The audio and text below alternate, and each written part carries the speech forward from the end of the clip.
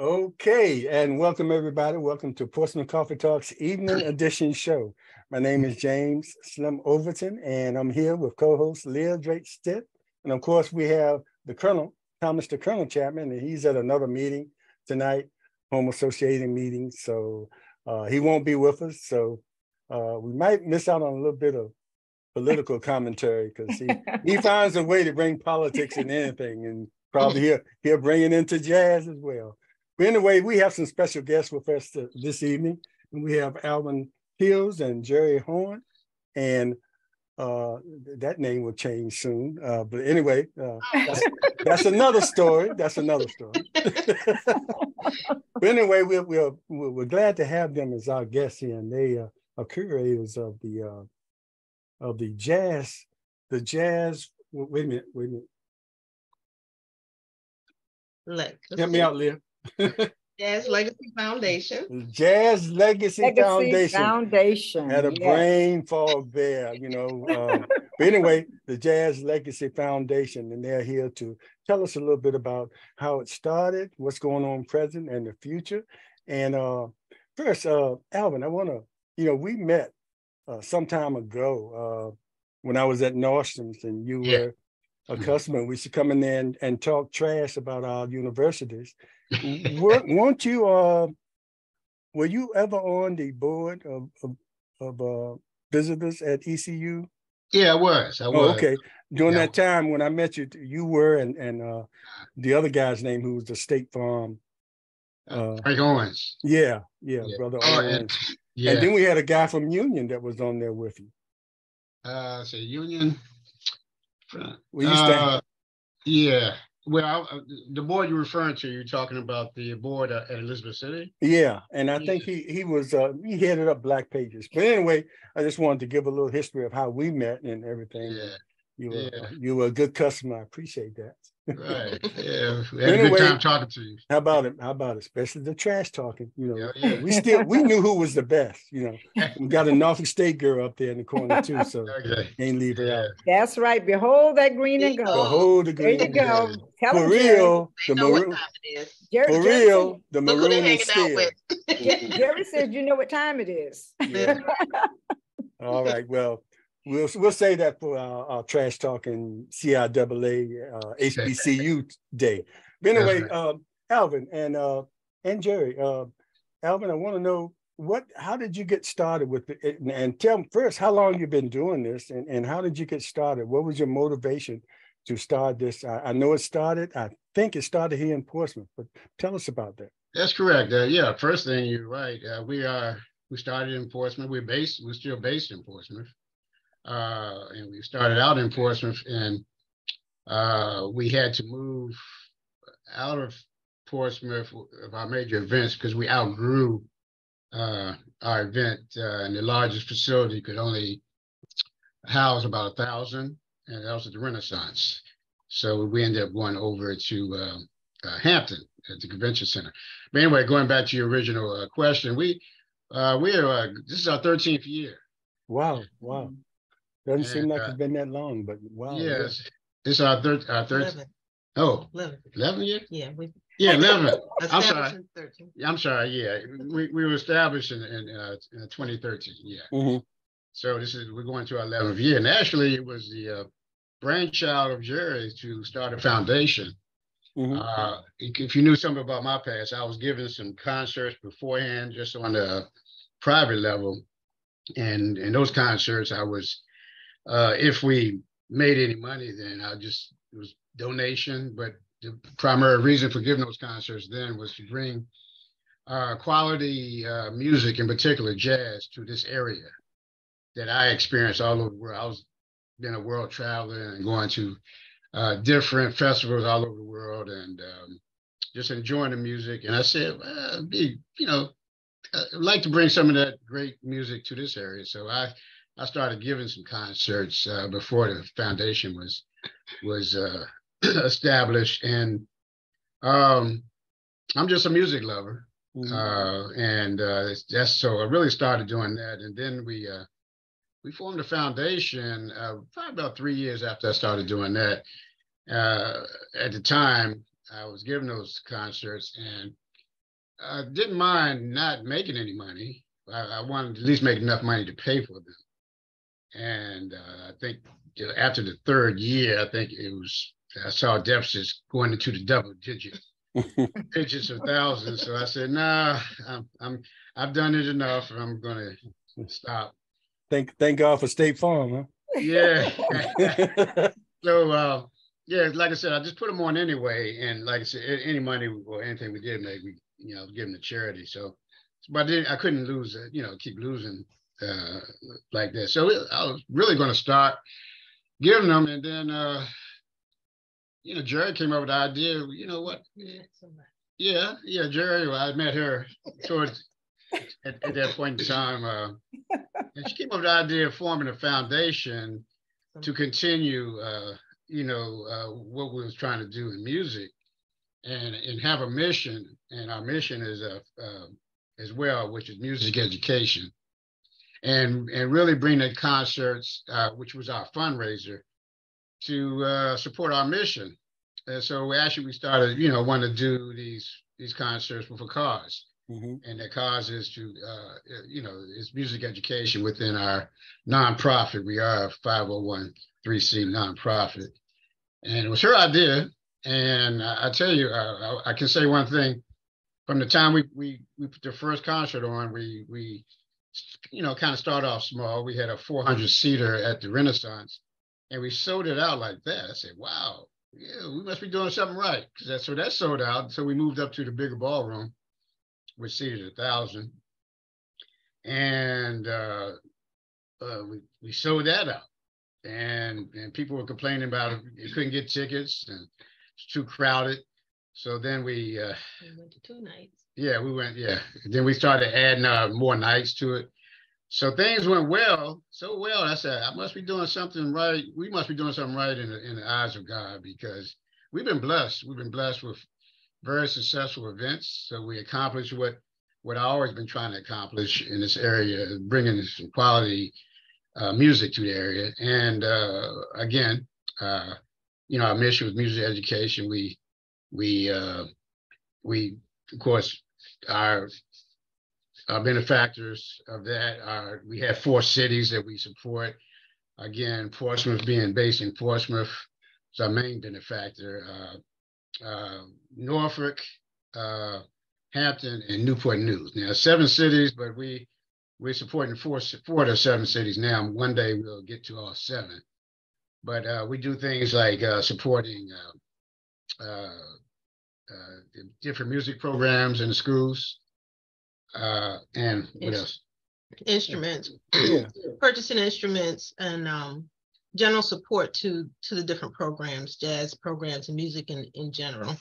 Yeah. So it's been successful. We've been able to give every year pretty much to and them for scholarships and various things. Uh-huh. Every school has different needs, so we kind of try to tailor it to their needs. Yeah, I was going to say that it's a good thing you have foundation on the name. Just like Alvin said, it expresses your purpose.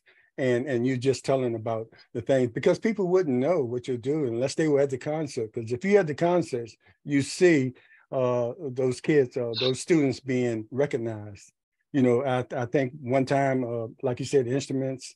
So I remember someone was it a cello or, Well, we've had the schools perform at the shows, but one of the things that we do, our events now are Thursday, actually start on Wednesday, kicking off at Roger Brown's, but on Thursday, we invite the children from the schools.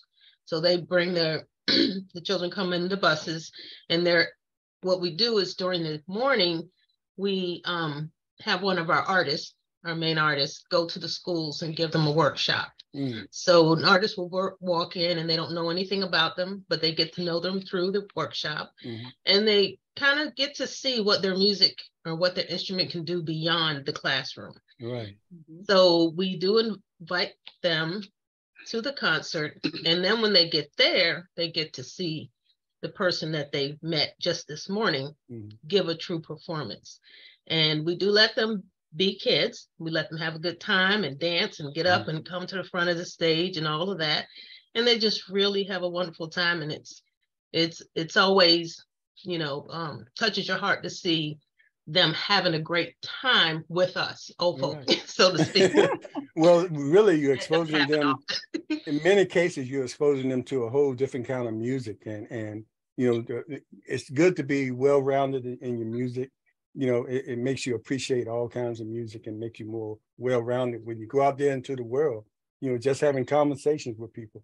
I know my daughter grew up around jazz because that's all I played at some time. I threw some Curtis Blow in there every once in a while, but but jazz, and she appreciates jazz now, and because of that, and all kinds of music. So appreciate what you do as far as exposing those kids to a different type of genre of music. So Alvin and Jeri, how do you decide which schools will participate, which schools will receive the supplies that they may need? Well, we asked the music department heads, and that's who we basically reach out to and offer the workshops. Sometimes we get a response and sometimes we don't, So it's a unique opportunity. But I know that Miss Jenkins in Portsmouth, she always takes advantage of anything that we offer, and she always the kids. And the other cities will do the same. So we try not to decide. I know Portstown Magic is her big project. So we try to let them lead us to where that is most needed. Okay. And we offer monetary contributions. We try to divide them up evenly. I must admit, Portsmouth gets more than anyone else because we're based. And we started with them too. And we started with them, right? So we split the money up at the end of the year based on how much we raise, and after we pay our bills, we operate where it goes back into the community. So we contribute monetarily, or we'll give scholarships, different schools. They reach out to us every year about their needs, and we pretty much take care of it. Okay, go ahead. So that's pretty much, and they have different needs at different times. Like I think one time we paid for a field trip for them to go to New York, a band and stuff. Or contributed, right? And so it's a variety of needs. Or they need certain instruments like a drum set or a piano or something like that. So it was within our budget. Or a lot of times we'll just go ahead and do a monetary check and let them do what they need to do, as long as it's music related. That's the rule. Everything we do with the schools, it has to be music related, and music, something to support their music program. Because as you know, a lot of the programs have been eliminated or even reduced in the schools. So we try to do what we can do to keep it going. Jazz being America's only homegrown art. And jazz contributes to all forms of music, as James said earlier. So we have an emphasis on jazz, of course, but mainly music, and we want to keep music alive. That's in doing what we can do. Within our limitations, right? Yeah. And you said right now that you're primarily the jazz programs are in Norfolk, did you say? No. Every city that we work with has a jazz program. I mean the actual concert itself. Because you said you outgrew Portsmouth. So the facility in Portsmouth was a Renaissance, and we could only seat about 1,000, and we outgrew 1,000, so we took it to Hampton. Okay. At the convention center. And Hampton has a facility that can give us as much room as we need. Okay. We do not want to be too big because we feel like we give a very unique, dynamic festival or event, and we try to keep it in an intimate situation. That's it's just received better than. Yeah, jazz is received better in that kind of environment. So we don't want to go. Not a stadium. That wouldn't be. We don't want to go over 1,500, and that's where we are now. But so we do have it. We've had it over mostly in Hampton at the convention center. Our summer jazz this year, we moved that to Virginia Beach. So that's going to be, we have like two fundraising festivals. So that's been moved to Virginia Beach for the summer this year, which is a new, thing for us. So we're doing that. We did go to Norfolk one year. We tried the new main hotel when they opened. We were just kind of excited to go to Norfolk and do that, because that was a new facility. We thought that would be exciting for everyone. And we actually ran into the same problem that we had in Portsmouth. That facility wasn't big enough. Okay. It was supposed to have been big enough, but when we got there, it wasn't. Right. When we booked it, it was in construction. Yeah. Oh, okay. It was brand new in construction. It's supposed to hold. Well, I wonder what our new casino holds now. Such a beautiful casino holds. It would be wonderful to have you all back in Portsmouth again. If it's big enough. Casino could hold about, I think, 19,000, but that's standing up. I think the individual seats. But that could be seats as well, but they were saying tables, take up a lot more space. We have a unique experience. Let us know what the facts of that. Well, we will call Mr. Roy Corby and surely ask him, because it would be nice to have it to come back to Portsmouth.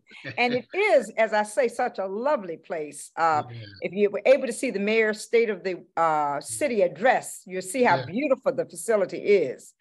And Roy is very accommodating. So cool. I'm sure James can get in touch with him and find out what those numbers are, and then we can bring you back to Portsmouth. How about that? Well, if not for the main thing, you could have one of the activities there.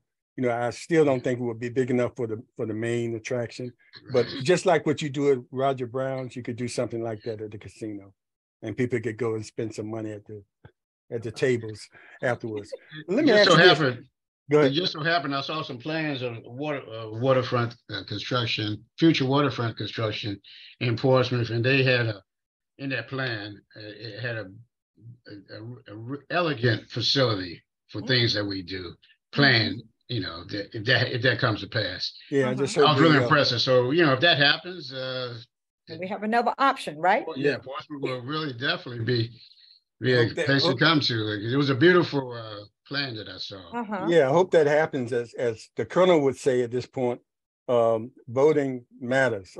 Voting does matter. Who you put in the leadership makes a big difference about exactly how those developments come to fruition. Let me ask you this: how do you attract these big names? I mean, you got the best coming in. I know it started out at one point, and then it snowballed into where you have to have 2 or 3 different nights. And I know these guys usually go on a circuit, they go around to different festivals, but how did you attract them to Hampton Roads? I mean, the biggest names in jazz come through here. Yeah, that's a good question. Well, it started out, it has to go back to what I said earlier about my world travels and music, different music venues and events. During those times, I actually developed relationships with some of your top artists, and that's when I decided to do some concerts here. I just made some phone calls, say, "Hey, come on, help me out. I'm going to put on a concert," and they were happy to come. So that's how it started, anyway. But since the foundation was formed, of course, we started out with people we had relationships with. But then, as it went on, the event was so enjoyable to them that word got around to other artists, and before you know it, they started calling us and wanted to participate. So it started out at the beginning where we had to call and try to track them down, and now we have to put them on the waiting list. But that's a blessing there. That's a blessing, and that's amazing how y'all have kind of outgrown the waterfront jazz festival, which that's still nice too. It's enough room for everybody, but even you all have even bigger Yeah, we have more artists. We have more days. We don't have as many people because we limit our attendance to like 1,500 a day. So if you look at the Waterfront Jazz, they call Norfolk Jazz, they might have 5,000 people there one night. Yeah. And see, that's about how many we're going to do for the full weekend, about 5,000 to 6,000 when you add it all up. So they have more people, but yeah, definitely we have more jazz artists. I mean, we have as many, like in our November event, which is 5 days, we have as many as 30 acts, you know. Right. And so that's more than Hampton's jazz that they do and Norfolk Jazz put together as far as acts are concerned. So that would be a correct thing to say that we're larger than them, but not as far as numbers. Right, right. Now, our budget probably is, because there's a lot of people we pay for to get all those acts. Now, you know, we probably spend more money for those jazz acts than they do. So, but we keep an intimate number for people. Yeah, and I noticed at your concerts, it's a little bit more up close and personal, you know, as compared to the Waterfront thing. Yeah. They're on the stage and you see them there and you don't see them, but at your concerts or your events, you might get a chance to mix with some of those people. Yeah, all of because they're right there. Right. Yeah, all the shows, jazz festivals all over the country create a different experience. Everybody has their own experience, you know, whether it be outside, inside, you know, a little bit more intimate or whatever. Just a different experience. And we have learned by going to different festivals, some of the things that we enjoyed and saw things that we would like to experience. You know, why don't we do this? Why don't we do that? So I think we have one of the more personable, as you said, experiences where you can meet the artists, that you do have a table setting. We do serve dinner, have a brunch, you know, those type of things that you won't experience other places. But people travel from all over the country to come and be with us. We meet people. And you might see us out somewhere handing out flyers. Look, that's the way to meet people. I was watching a video, I think it was the Newport Jazz Festival, and I was watching the show and everything, and the two of y'all walked by. Y'all walked by the camera, and I said, that looks like Alvin and Jeri. Yeah, I think it was the Newport. You see us everywhere. Yeah. And I said, okay, they get around. Back in the day, I had a chance to go to the Newport Jazz Festival a number of times, and it was really quite a show. So I don't know how I've been missing out here. I know I see them because you post them regularly when you have them here, and we just need to take the time and take advantage of the moment when the moments are being presented. Well, we're gonna invite you, both of you guys, as guests for our upcoming event in June. And I would love that. Yeah, so you let us know what day you want to come. Yeah, I think during the time you all having that in June, I'll be in Atlanta visiting my granddaughter. Okay, well, you have to catch us in November. Yeah, I have to go down there because she turned me into a frog, so I'm gonna have to go down there so she can reverse that.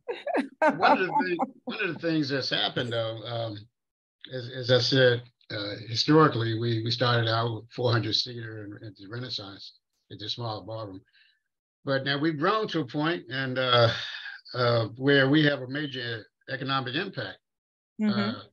Because as Jeri mentioned, we attract people from all over the country and overseas. And so when people come, we sell out all the hotels, you know, in the area, in that particular area, and people come and spend money, you know, and and it's quite an economic impact for that city, especially if you look at our November event, when there's not too much going on then as far as the hotels are concerned. So the cities really welcome our event that time of the year to fill up the cities and fill up the restaurants and all that. So it's been a major economic impact to cities too, you know. So so we're happy on that. I mean, that's not something we set out to do, but it's just grew. And something else that you do, you give those vendors an opportunity to show their wares. A lot of those vendors, that's the way they do business. You know, they might not have a standalone building or something like that for them to do their wares. So they travel from concert to concert, but they get a lot of business. I mean, I've seen, you can go there and just about buy anything you want, from shoes to clothes to you know, to everything, to the music. And it just gives them an opportunity to be financially advantaged in that same setting, you know. So I think that's great too. Yeah, we go through a vetting process when it comes to vendors. And Jeri handles it. We make sure we have a great variety of vendors there. You know, keep things interesting. You won't see the same thing. In fact, we try not to have duplication. Mm-hmm. Right. And people call all the time. Yeah. Got clothes to sell. I'm like, everybody's got clothes to sell. We want to see something jewelry. different. Yeah. Hey, we have very great vendors, and they do well financially. And we just try to keep it interesting. People look forward to, we call it a marketplace. It's out in the lobby. Mm-hmm. And out in that market, after you leave the concert hall, which is a ballroom, you come out in the lobby and it's another party going out there. Yeah, yeah. Some people never make it in. They socialize, and the artists are out there meeting and greeting, and you know, it's a good time out there. It's two parties in one. You know, so it's fun for everybody. We try to have every year. We try to improve it and try to make it more unique and more fun. You know, so that's what we do. Yeah. And the larger you make it, the more money you would be able to give back to these schools, because they have cut down on these music programs tremendously. Right. So every little bit that can be given to the schools is a blessing in order to keep music in the school, because the music helps students academically as well. Those who usually engage in music, they usually do well academically. So that's a blessing there alone. Absolutely. Yeah. Music touches just about every academic subject. It does. It really does. To math, to reading. Science, math. You're exactly right. Everything. Yeah, that's and I've read that. That's yeah. And then for some of those who are coming on later on Facebook, the fact of the matter is that you get the youth involved in the jazz program. You get them to come out to the jazz program, to participate and to see for themselves another venue of music that they may not have even thought about. So that's a blessing there as well. Yeah, and for any young people that may be watching tonight, jazz, a lot of people, when they think of jazz, they think it's an older type. Now, it's true, we do have a mature audience, but some of your great musicians are in their 20s, early 30s, and they're just cooking out there.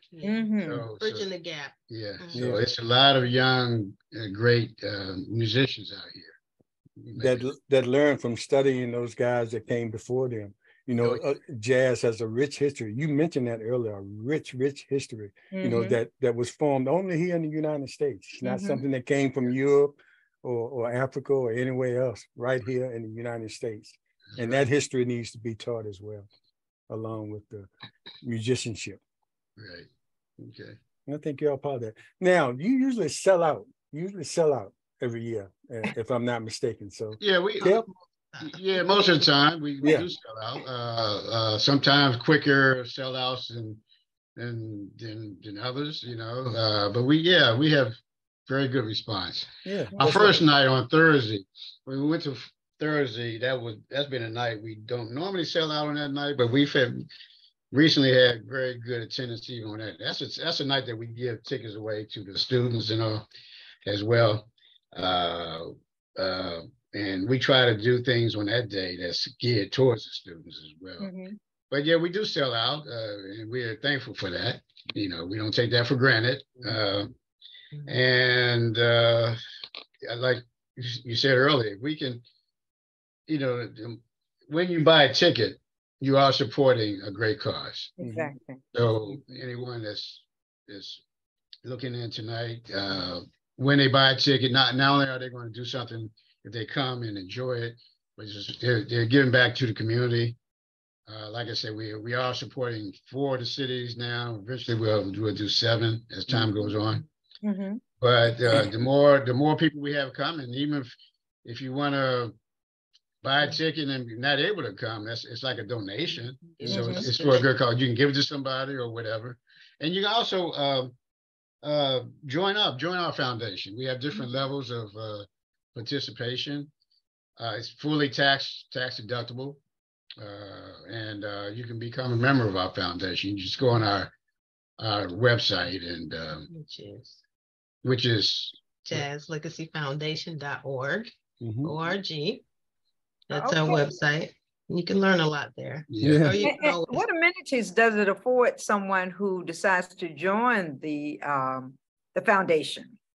Well, basically, we do have 3 different levels, and even though we give them a little membership card and give them priority in ordering, priority in when they come to the concert in line, we give them a T-shirt every year along with a novelty item.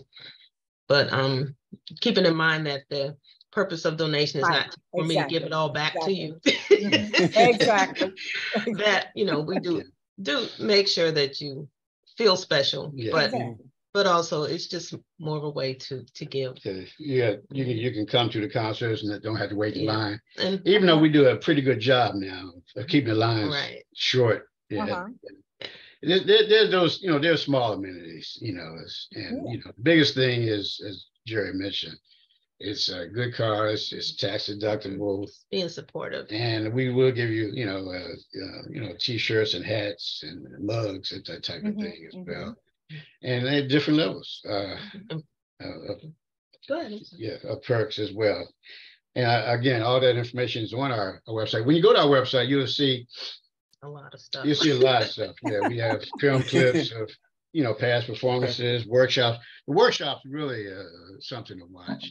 You can see the kids really enjoying them, the artists enjoying them, and it's a beautiful thing, And we do that during the week leading up to our main event. So it's a good thing. And you can find a lot of those videos on our Facebook page under videos, the Jazz Legacy Foundation Facebook page. Look under videos, a lot of videos of when the artists gone to the schools and really made a huge impact. They're really a joy to watch. Just that changeover from, I'm playing this instrument because I seem like I have to, but now I can do this. I can put my own heart and soul into this music and it's going to sound this way. So just really wonderful to watch them get so into that experience. That's great. And Alvin, you mentioned, go ahead, Leah. Who are you bringing here in June that would make me want to step out there and see what's going on? Sure. I tell you what, it's a really unique thing we're doing this year. It's a 3-day festival. It's Friday, Saturday, Sunday, June 9th, 10th, and 11th. And we're always trying to keep things fresh. So our first night is not jazz at all. It's what we call it, you can refer it maybe to as a funk fest. Oh, wow. And that first night we're having Cameo, Lakeside, and the Average White Band. Okay. Those are the bands that all the jazz fans grew up with. Yeah. So they, when you weren't listening to jazz, you were listening to Cameo and Lakeside and the Average White Band, because they had a bit of jazz flavor with them too. Yeah, on some of their songs, So it's gonna be a big party at first night, something new. We haven't done that before, and then we go into jazz, our traditional thing we do starting on Saturday. Saturday is an all-white theme, and we have Incognito with Mesa. We have Norman Brown. We have Eric Benet. Okay. We have see who else we have on that day. We have Eric Roberson with Jeff Bradshaw. And see, I had Norman Brown. I think we got them all on Saturday, and then on Sunday. There are guys, if you got them on one night, a jazz lover will walk away satisfied. Oh yeah. And imagine having that kind of lineup back to back to back. You just, when the end of that, you'll be so full that and satisfied. It'll last until the next year when it comes down again. Then on Sunday, our finale day, we had the lovely Layla Hathaway. Oh, yeah. And Marcus Miller, the genius. Oh, yeah. Genius of the bass. And then we had Paul Teller and Michael Linton. And that's an early show. And some of the things, though, you can pick your experience when you come to our show. We have a VIP experience. which includes the tables up front, dinner, drinks, all inclusive. Then you can have the general mission experience after that. So you can pick and choose. We have a ticket price for everybody. As low as $65, and your ticket could be as high as over $200. So all depends on what you want to do, you know. And we give that description. You have a choice. You can when you go buy a ticket, you can pick your seats. You know, everything's reserved. $200 tickets, you're on stage? What's that? $200 tickets, you on stage? Almost. Just about. Yeah, you probably can feel some sweat from the artist. You know? I hear you. Yeah, you know, and that might not be a good thing when it's COVID. Yeah, exactly. Yeah, but it's cool though, and you know, so we have something for everybody. You know, everybody doesn't want that type of experience, so we got something for everybody there. We want to encourage local people. Our local friends, to come out and support. We've been here a long time, and still running into people every day that haven't heard a thing about it, and I don't know where that comes from, and sometimes they're living under a rock. But we want to emphasize we have a ticket price for everybody. You might look at it and say, maybe I can't afford to do this, but you can. You can afford to do it. We're every year, so if you need 2 tickets, buy a ticket now and buy a ticket next payday. You know? But you know the younger folks now are gonna ask you got Klarna or do you have Afterpay or you know that's what they look for now. So as long as they have a card of some type. But you are giving them the option that you can buy. Now, if they bought one now and had to wait till the next payday to buy the other, would they be near each other? We could arrange that. Huh? Yeah, we can work out just about anything for someone. They have to call us though. We can work it out. Right. I mean, I've had people I had to put them on payment plans. Yeah. We are customer service. Don't say that out loud. Make it he's going to give you more work to do, Jeri. That's all there is. He's going to say, we'll put you on the payment plan. Just call Jeri. She can still handle it for you. Then you'll be chasing those people for the next 3 years. Yeah, no, but it's a way to work things out. It's a way to work things out. Have an interest, but once you come, you will enjoy it. And most people that come every year. We have so many friends, not only here, but from all over the place that are just loyal to the experience and become I call part of the family. And Jeri, you mentioned you want to see a lot of local people come and be involved. You have some local artists that have been a part of the shows as well. The show I went to, it was I believe he was a guitar player, and he had his mother and whole family there. And everything was local. So the people in the audience could identify with him because he was local. And it also gives local musicians, because sometimes those artists come in, they'll come by themselves and look for local musicians to set in with them. Absolutely. Yeah. The Fuzz Band has been good for us for doing that. They're local, but very dynamic musicians in their own right, but very, very talented. So we're able to resource them when some of the large artists need someone to sit in. And people get a chance to see how talented they are right here in the local. As you mentioned, sometimes the artists, they come to town, especially it's a particular venue, Brothers Restaurant, and they have regular jazz series over there, and their artist comes in, they come in without their band, so they do local talent, and there's so much talent in this area. Tremendous talent in this area. And Alvin, that goes back to as far as education, to let the students know that are in music how important it is for them to concentrate and be very serious about their music, learn how to read the music and being proficient in what they do, because they have these opportunities like this to play behind a national artist when they come into town. So you have to be prepared. You have to take that music serious, because the opportunities, and that one time on the stage could propel you to national stardom as well. We do want to touch on something, Jeri. In fact, I'm going to ask you guys a question. kind of seriously, but kind of jokingly.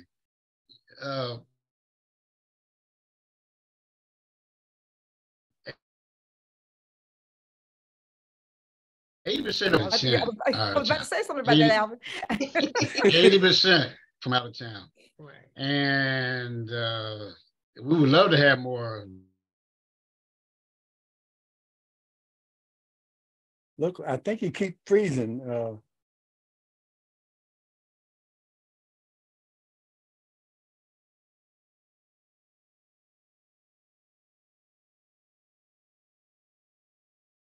It's time that you can come out and you can sit back and relax at home and just have a good time. Yeah. And you have excellent artists coming. That's what's important, you know? That's right. You want to support your local artists too. Exactly. You talk about there's a lot of great talent.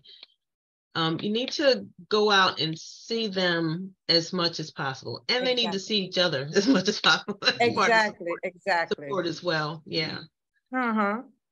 And where we are with this, if it wasn't for our out of towners, which represent 80%, we couldn't continue. I mean, to support it. We would have to hung it up because that 20% just wouldn't pay the bills. Wouldn't pay the bills, that's for sure. And that's strange because it's so important. I mean, seem like people would realize if people coming from out of town to this must be something big. This must be something worth not missing. And I don't know what the answer is, but it's just keep trying to promote it as much locally. Yeah. And you promote it. You can't promote it anymore. You know, it's everywhere, but it's just getting people interested in jazz now. You got something in the water down there this weekend. Maybe it's the kind of music or I don't know, with the draw, jazz usually doesn't draw that kind of crowd, but jazz is a I know I know it's enough people here that appreciate jazz that come if they. Okay, so just keep pushing, and we'll keep promoting it as well. Well, speaking of pushing, we're gonna give you the lineup for November. Yes, go ahead, please. If you don't mind. No, please. That is a 5-day event, and like I said, 5 days. Yes, we start on Wednesday and go through Sunday. So Wednesday, we start out at Roger Brown's every year. That's our kickoff party. And this year we'll have a group called Belladonna. They're a female go-go group out of DC. And Tom Brown. So we take go-go group is that what it meant like in the 70s? No, not the white boots and the not the white boots and the big belts. No, go-go and the short skirt. DC go-go. You're telling on yourself, James. Just told my age. Yeah, like EU doing the butt. Remember that music? Yeah. Chuck Brown, that type. And then of course, Tom Funkin' for Jamaica, Tom Brown. Yeah, Mm-hmm. yeah. And then we that's pretty much it at Roger Brown's, and that's very unique. It's that's like in a club atmosphere. Yeah, very different than being on the big stage that we have at the in the ballrooms. Yeah. That's up close and personal. And I just like that. It's a good way to start. It's a good way to start, and especially here in the city of Portsmouth, just getting that started. We only can get 400 people in there, so you have to get your ticket for that. So then we go to Thursday, where we have Damien Escobar, Pieces of a Dream. Okay. We have Bob Walden with Reagan Whiteside. And then we have a super group of gentlemen that will come and perform with us. Marcus Anderson, Nathan Mitchell. You may have heard Jeri, Jeri Shepherd. Jeri Shepherd on her show. Jeri she went to the wow. Panama Jazz Festival this weekend and mentioned Nathan Mitchell on the show there. And then you're missing the fellas there. Well, the fellas, I mentioned a couple of them they may know. Okay. I thought somebody wanted to watch football tonight. Julian Vaughn. That's true. Yeah, we're okay. We got 746. Okay. Yeah, you can watch it. And we have Julian Vaughn, Lynn Roundtree, and then Nicholas Cole. Okay. Those 5 will perform together, the super group. And then on Friday, we have Boney James, Jeffrey Osborne. Oh, wow. Lindsay Webster. And then we have Brian Simpson with Jakeem Joyner. Okay, and Jakeem is local. He went to Norfolk schools actually. He's a national artist now. Then on Saturday, we have a cruise. We have a smooth jazz cruise at the Spirit of Norfolk. We do that every year. It's a day party. We usually have a local band, Forte, play jazz on one level, and then we have a DJ on the second level. That always sells out, and it's always a lot of fun. Then on Saturday, we have, that will be our night of elegance. So everybody would dress up in their gowns and tuxes and suits. Everybody loves that night. So we have Will Downing, Sheila E., Kristen De Masones. We have Jonathan Butler that night, and Steve Cole. Yeah, I think Will Downing. Will Downing is a union guy. Yeah, he went to Union. Yeah. Yeah. So I had to put that in there. Go ahead. Yeah. Wonderful. And then on Sunday, which will be our grand finale, we'll have Howard Hewitt with Michael Lincoln. We'll have Mesa, Richard Elliott. I see, who do I see over there? Because my glasses. Peter White. Peter White. And Vincent Ngala. Peter White acts like he loved this area. Yeah. And then I guess he says that everywhere. Yeah, we're also going to have Gina Payne. She's the local, she's a teacher out of Hampton. She plays the violin. Okay. Really good. Yeah, she'll be an opener. And that's pretty much it. That's it for November. Yeah. Yeah. So, what I like about what you all do, you have that mix in there, with Howard Hewitt and things like that. And what you haven't done is gone completely away from the jazz, like we were kind of disappointed with the Hampton Jazz Festival. It seemed like they turned all the way into to pop and a little bit of jazz. But it's good to throw that other flavor in there. But you all still, the main thing is still the jazz component that y'all have there. And that's what I appreciate about it. I think Hampton went away because they wanted to sell tickets. Yeah. So they bring in Patti LaBelle, which is fine. But I don't go to a jazz concert to see Patti LaBelle. If she's there, that's fine. But not her and a whole lineup of people with that kind of music, R&B, at a jazz festival. Right. I want to mix it in there like you all are doing, but give me more jazz than anything else. That's what I appreciate. So you can count on us being more jazz. Well, yeah, I appreciate that. That's a promise we make to you. Because that's what we are. And I'm gonna hold you to that because you're on tape saying that, and you're gonna be on YouTube later on. So, boy. All right. Okay. Well, that's quite a lineup that you have there in November, and good time to celebrate my birthday month. So I'm have to tell my friends, come out, let's celebrate. Yeah, what day is your birthday? Going to the jazz festival, huh? Yeah. What day is it in November? 18th. Oh, okay. Got a table waiting for you. When is the festival in November? It's from the 8th through the 12th. Oh, you just missed me. Well, we can still celebrate early. Yeah, I tell you what. Don't you celebrate the whole month, Lee? The whole month is my birthday. We'll make sure on that last day we have your favorite artist wish you out a happy birthday. Yeah. Wonderful. How about that? James, we have to be there. Cabernet, get us stuff together. We're coming. Yeah, we come in and celebrate with you on your birthday. And celebrate. That's right.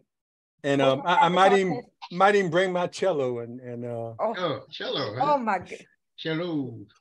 No, you want me to run everybody away? He had that cello in his cello and Alvin will sing. He had that cello in his hospital room. And I don't know for what purpose, but I didn't hear a note come off of it. He would sit beside it. And that was all I saw the entire time. So it was part of my therapy, just sitting there looking at it and thinking about the days when I knew how to play it. Your therapy pet. That was your therapy pet. Yeah.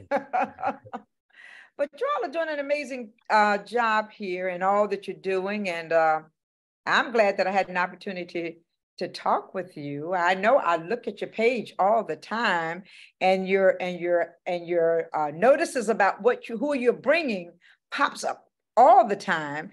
And it's just that it had not been an opportune time for me, but I'm going to make it an opportune time to make sure that I get out there and come out and see what's taking place in the local area, and encourage all of those who are on Facebook or who are going to be on YouTube to come out and support Alvin and Jeri, and it's a great thing that they're doing. It's a wonderful foundation. They give back to the community, and that's the most important piece of it all. So I encourage each of you to get out here and support them. Don't let it just be folks from out of town. Let us local folks come out there and give support to people who are doing a good thing within our community. And I commend both of you for a job well done. Thank you. And they're giving back locally, so we need to support Yes. them locally. And it's not just supporting them. You'll get a great entertainment from Exactly. nationally known artists, local artists, and the atmosphere of networking. I mean, some people come there and business network. You know, you see people there and make deals and everything. So it's a full experience that you have to be a part of. So don't miss out on the summer. Don't miss out on November. Make sure you get your tickets early, because you never know when it might be sold out and you might have to sit in somebody's lap. And and make sure you get your tickets for that last day in November, so you celebrate my birthday with me. Yeah, celebrate jazz with Leah. Celebrate jazz with Leah. That's going to be. I'm gonna put it on my page. Come out and celebrate jazz with Leah. We'll make an event. And get the family and friends out there. Yeah, we always have surprise guests come through, so you never know who you're going to see. Yeah. I see your favorite person, Don't know until you come. Don't know until you come. You got to be there to see it, right? Yeah. And if you can make it, go every night. Every night it'd be a different experience, I believe. Yeah. And they will work with James, and they will work with you. That's the important piece. Yes, they will work with Jeri you. will work with you. Exactly. Jeri said, "Don't put all of that on me now." She made no comment after that. I saw that look, so take it back. Anyway, look, we appreciate. We do the best we can. Yes, I hear you. I hear you, and I think people will support. It's been going on a long time, and it's just sometimes the momentum here locally takes time. In anything we do, we have a hard time getting people out to vote. So maybe we can combine. Go enjoy this and then go vote. Anyway, I had to throw that in. Colonel's not here, and he would have thrown that in. He would have thrown it in somewhere. He would have thrown politics in there some way. But look, we appreciate you coming on, and hopefully we can have you back before November and talk about it some more. Thank you. Appreciate you. You have the opportunity, and we appreciate you accepting coming on, and I enjoyed the conversation with you. And Leah, and if you have any last comments you'd like to. Yeah, just once again, I want to say thank you. And I'm glad that I had this opportunity because you are our State Farm salesperson, our State Farm agent. So it's good. Lacey talks about you all the time. I had not officially had an opportunity to meet you. So I'm happy to have that opportunity to meet you as well. And I'm glad to, I know of all the things you were doing because I do see your page, because your page pops up on my page. So I see all the wonderful things that you're doing. And I commend you. I commend anybody who's doing anything that's giving back to the community. And especially when it comes to music and our kids, because our kids are being robbed with the abilities to be able to get those things that they need in the music field because they're cutting back so drastically. So I'm just thankful for what you do. I appreciate all that you do. And believe me, I will be one of those who will also start promoting what you're doing. And hopefully we can get some of these people galvanized that they will come out and support the great things that you're doing in this city. And I want to just say, I commend both of you again. Thank you. Thank you very much for having us. And I'll add too, wherever the shortfalls are as far as supporting the arts, make sure you support the arts. You never know when our young students might be the next people that are part of the Jazz Legacy Foundation event up there playing and representing your hometown. So we appreciate it. And also support your HBCUs, especially Virginia Union. Exactly. And we will follow up with the casino. We will follow up with the casino. Yeah, we will follow up because that may be a great venue to do some things as well. So down the road, yeah. We'll put you in touch. But thanks a lot, and we appreciate it. And Coffee Talk is here for our voice, our community. I don't have my coffee. And our future, and we appreciate it. And we salute you too. Much. Thank you. We salute both of you for a fine job that you're doing. Take care. Keep the good work up, okay? I might miss the summer thing because I'll be in Atlanta, but I'll definitely be there in November. Yeah. Sure. Be there next summer and in November. All right. Take care. Okay. Have a good evening. Okay. Thank you. Okay.